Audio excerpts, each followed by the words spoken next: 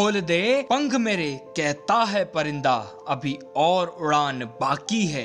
जमीन नहीं है मंजिल मेरी, जमीन नहीं है मंजिल मेरी, आसमान अभी बाकी है। नमस्कार दोस्तों, मैं गौतम आज फिर हाजिर हूँ आपके बीच में एक शानदार कहानी के साथ। ये कहानी उन लोगों के लिए जो अपने आप को यूजलेस, निठल्ला, नकारा समझते हैं। ये कहानी है एक किसान की और उसके दो घड़ों की। ये किसान रोज सुबह उठकर नदी किनारे पानी भरने के लिए जाता था और पानी लाने के लिए उन दोनों घड़ों को एक बांस की मदद से दोनों साइड बांध लिया करता और कंधे पर लेकर नदी से घर पहुंच जाता। लेकिन उन दोनों घड़ों में से एक घड़ा थोड़ा सा फूटा हुआ था और बाकी का दूसरा बिल्कुल ठीक था, जिसके कारण किसान वहां से 2 घड़े भरता लेकिन घर तक मात्र 1.5 घड़े का पानी ही पहुंचता था।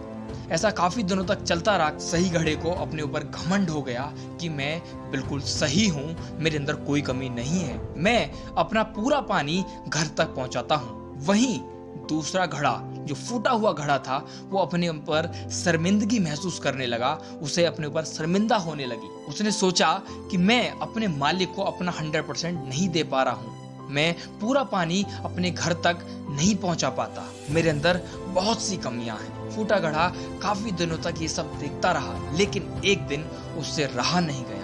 उसने किसान से कहा कि मुझे आप क्षमा कर दीजिए, मैं आपको अपना 100% नहीं दे पा रहा हूँ, मेरे अंदर कमी है, मैं शर्मिंदा हूँ अपने ऊपर। इस पर किसान ने कहा कि क्या बात है, तुम अपने ऊपर क्यों शर्मिंदा हो? तब फूटे हुए घड़े ने कहा कि आपको शायद पता नहीं कि मेरे अंदर एक छोटा सा छेद है, मैं पूरा पानी घर तक नहीं पहुंचा पाता हूं, जिसकी वजह से मुझे शर्मिंदगी महसूस होती है।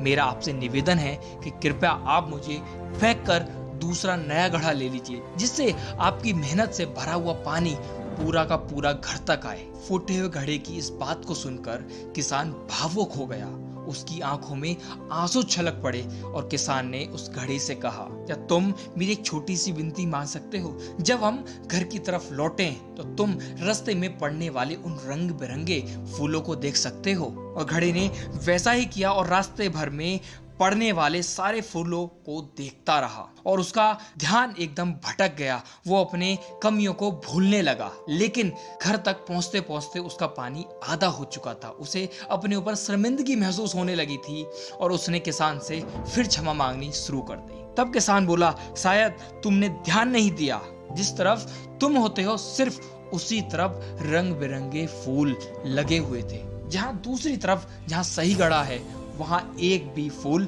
नहीं था। मुझे पता है कि तुम्हारे अंदर कमी है, उसी का मैंने फायदा उठाया। मैंने वहां रंग बिरंगे फूलों के बीज लाकर डाल दिए और तुमने रोज उनको अपने पानी से सींचा और उसी के कारण मैं अपने परिवार का लालन पालन करता हूँ। मैं अपने परिवार को 2 वक्त की रोटी दे पाता हूँ उन्हीं फूलों की वजह से। तुम सोचो, अगर तुम्हारे अंदर कमी ना होती तो क्या मैं अपने परिवार को 2 टाइम का खाना दे पाता?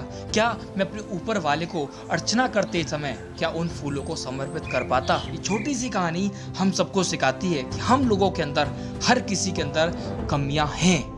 हमें कभी भी अपनी कमियों की वजह से अपने ऊपर शर्मिंदगी नहीं महसूस करनी चाहिए, बल्कि उन कमियों को अपनी ताकत बनाकर इस दुनिया में एक मुकाम हासिल करना चाहिए। इसीलिए मैं आपसे हमेशा कहता हूं कि हम सब में कुछ ना कुछ विशेष है और वही विशेषता हमें दुनिया से अलग बनाती है। ये कहानी आपको कैसी लगी कमेंट बॉक्स में जरूर बताइएगा। तब तक के लिए इस वीडियो को like, share and subscribe. Thank you so much. जय हिंद, जय भारत।